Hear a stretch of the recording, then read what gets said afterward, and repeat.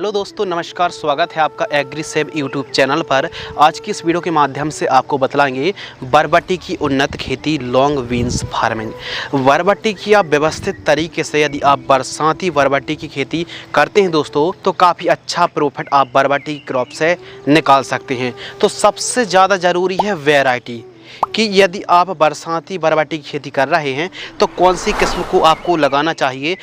इन किस्मों का दोस्तों जो उत्पादन है, प्रोडक्शन है, काफ़ी अच्छा है।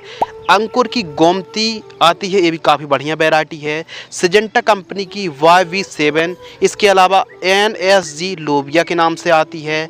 लोबिया अंकुर VU5 के नाम से आती है। और काशी कंचन जैसी किस्म को तो आप लगा सकते हैं, लेकिन अंकुर की जो गोमती वैरायटी है ये काफ़ी अच्छा उत्पादन देने वाली एक किस्मों में से बढ़िया किस्म है। तो इन किस्मों को आप लगा सकते हैं। जो टाइमिंग है दोस्तों बरसात के लिए, जून, जुलाई और अगस्त महीने पर आप खेती कर सकते हैं। वैसे तो आप बरबट्टी की खेती 12 महीने कर सकते हैं, लेकिन बरसाती बरबट्टी की खेती कर रहे हैं तो जून, जुलाई, अगस्त और मिड अगस्त तक आपको हर हालत पर बुआई कर देनी चाहिए। नर्सरी तैयार करने की कोई आवश्यकता नहीं रहती। डायरेक्ट आप फील्ड पर एक एक दो बीजों की दोस्तों आप बुआई कर दीजिए। बेड विधि से खेती करिए। तो बेड किस प्रकार तैयार कराना है, बेड की जो आपको चौड़ाई रखनी है वो रखनी है 2.5 फीट, बेड से बेड की दूरी 3 फीट, और दोस्तों आपको बेड की जो ऊंचाई है 1 से 1.5 फीट रखनी चाहिए। बेसल डोज के ऊपर दोस्तों बात करते हैं। जब आप बुआई करते हैं, बेड तैयार करते हैं, तो DAP 50 किलोग्राम, SSP 50 किलोग्राम और MOP 20 किलोग्राम, और दीमक की समस्या है तो रीजेंट GR दानेदार इंसेक्टिसाइड 5 किलोग्राम, इन सभी को मिक्स करना है। और इसके साथ मिक्स करना है गोबर की खाद 3 ट्रॉली। इन सभी को मिक्स करके बेड के ऊपर देकर के बेड तैयार कराना चाहिए। प्रति एकड़ सीड्स के ऊपर दोस्तों बात करते हैं तो 2.5 किलोग्राम से लेकर 3 किलोग्राम की रिक्वायरमेंट पड़ती है 1 एकड़ में। यदि दोस्तों आप देसी या फिर घर का सीड्स लगा रहे हैं तो इसके लिए दोस्तों बीज उपचार सीड्स ट्रीटमेंट करना बहुत ज़्यादा जरूरी है। बिल्ड की समस्या नहीं आती है और अंकुरण जर्मिनेशन काफ़ी अच्छा देखने के लिए मिलता है।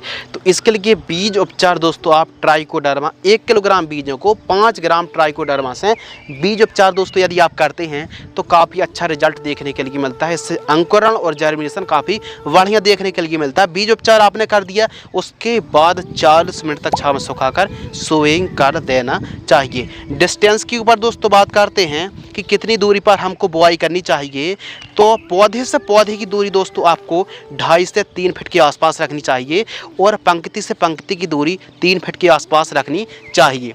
तो इस हिसाब से आपको डिस्टेंस मेंटेनेंस करना चाहिए। जो गहराई है, जो डेप्थ है, वो 4 सेंटीमीटर गहराई पर आपको सोइंग करनी चाहिए। इस हिसाब से डिस्टेंस को मेंटेन करिए। आप दोस्तों मंडप विधि से ही बरबट्टी की खेती कर सकते हैं।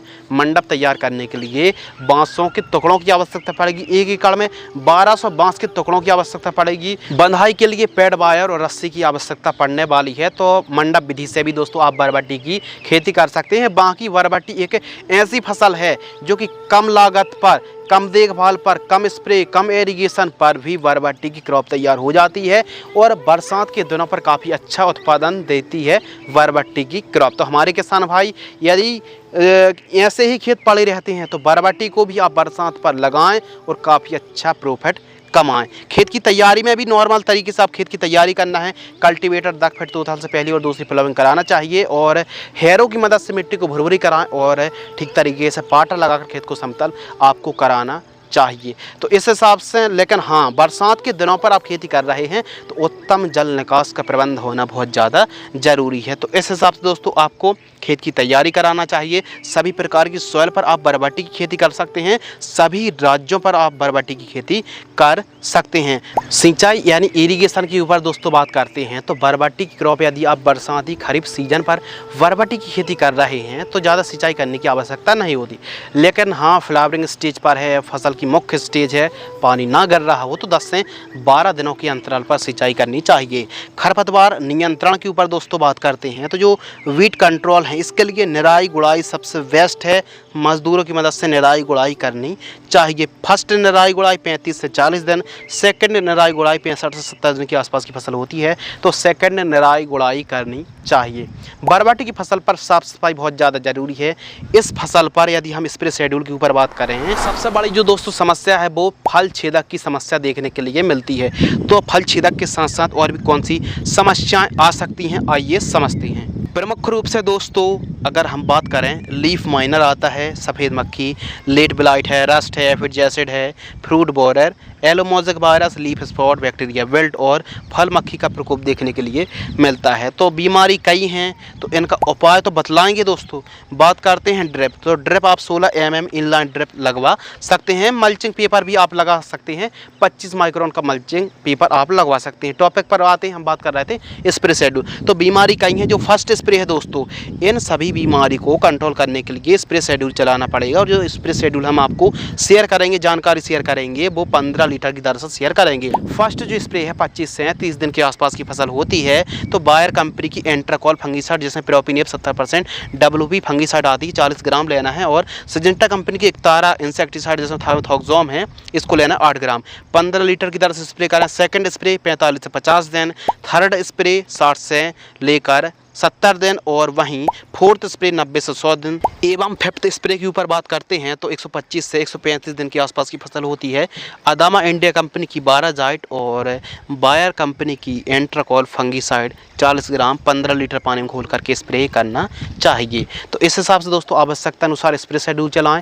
स्टिकी ट्रैप आप ज़रूर लगा लीजिए, ज़्यादा स्प्रे नहीं करना पड़ेगी, लेकिन फिर भी फ्रूटिंग स्टेज पर सेमी लूपर सिल्ली और फल छेदक इल्ली काफ़ी ज़्यादा परेशान करती है, तो उनको कंट्रोल करना बहुत ज़्यादा ज़रूरी है। अब बात करते दोस्तों फर्टिगेशन शेड्यूल यानी खाद का शेड्यूल। यदि आप साधारण तरीके से खेती करते हैं तो जो खाद का शेड्यूल है, फर्टिगेशन शेड्यूल है, फर्स्ट खाद 25 से 30 दिन की फसल होती है, तो यूरिया खाद है और माइक्रो न्यूट्रिएंट है, इन दोनों को मिक्स करें। जड़ों से 5 से 6 इंच दूर निराई गुड़ाई करें। इन खादों को जड़ों के पास देकर सिंचाई करें। जानकारी प्रति एकड़ की दर से खाद शेड्यूल का डोज शेयर कर रहे हैं। सेकंड खाद 45 से 50 दिन, थर्ड खाद 65 से 70 दिन और फोर्थ खाद 95 दिन से लेकर 115 दिन के आसपास की फसल होती है। तो इन खादों को मिक्स करके स्प्रे करने से बेहतरीन लाभ देखने के लिए मिलता है। अब जो किसान भाई ड्रिप से खेती कर रहे हैं वे कुछ इस प्रकार जो कि वीडियो पर आप कॉम्बिनेशन देख रहे हैं। फर्स्ट कॉम्बिनेशन 15 से 35 दिन, जो कि 4 दिन का अंतर रखना, एक दिन में एक खाद का इस्तेमाल करना है। इन खादों को दोस्तों आप ड्रिप एरीगेशन से 4 से 5 दिनों के अंतराल पर चला सकते हैं। इसके अलावा सेकंड जो कॉम्बिनेशन है 40 से 60 दिन, थर्ड कॉम्बिनेशन 65 से 120 दिन के मध्य इन खादों का इस्तेमाल करेंगे। एक दिन में एक खाद, फिर 4 दिन का अंतर रखना चाहिए। तो इस प्रकार यदि आप फर्टिगेशन शेड्यूल चलाएंगे तो बहुत अच्छा लाभ मिलने वाला है, क्योंकि यह जो खादों के नाम बतलाए हैं यह पानी पर 100% घुलनशील है। लाइफ साइकिल के ऊपर दोस्तों बात करते हैं तो इसकी जो लाइफ साइकिल है, बरबट्टी की एक ऐसी क्रॉप है जो कि कम लागत पर तो तैयार हो जाती है, लेकिन लंबे समय तक एक अच्छा प्रॉफिट आपको देती रहती है। तो 6 से 7 महीने बड़े आराम से चल जाती है। उत्पादन के ऊपर दोस्तों बात करते हैं तो 1 एकड़ में 200 से 250 क्विंटल बड़े आराम से पैदावार हो जाती है इन 6-7 महीनों में। बाजार भाव 15 से 40 रुपये प्रति किलोग्राम का रेट मिलता है। लागत 1 एकड़ में 20 से 22 हज़ार रुपये के आसपास लागत आती है। मुनाफा के ऊपर दोस्तों बात करते हैं तो सभी लागत को काटकर आप बरबट्टी की क्रॉप से 1 एकड़ में लगभग 2.5 लाख रुपये से लेकर 3.5 लाख रुपये तक कमाई कर सकते हैं। बाजार भाव और अच्छे मिलते हैं, उत्पादन बढ़ता है तो आमदनी और भी बढ़ने वाली है, क्योंकि बरबट्टी की खेती यदि आप बरसाती बरबट्टी की खेती करेंगे तो कहीं ना कहीं एक अच्छा रेट देखने के लिए मिलेगा। एक अच्छी कमाई आप बरबट्टी क्रॉप से कमाई कर सकते हैं। फिर भी आपके मन में कोई सवाल सुझाव हैं, डाउट्स हैं तो कमेंट सेक्शन खाली कमेंट्स कर सकते हैं। वीडियो को आपने अंत तक पूरा वॉच किया, वीडियो को अंत तक देखने के लिए आपका दिल से बहुत बहुत शुक्रिया। जय हिंद, वंदे मातरम।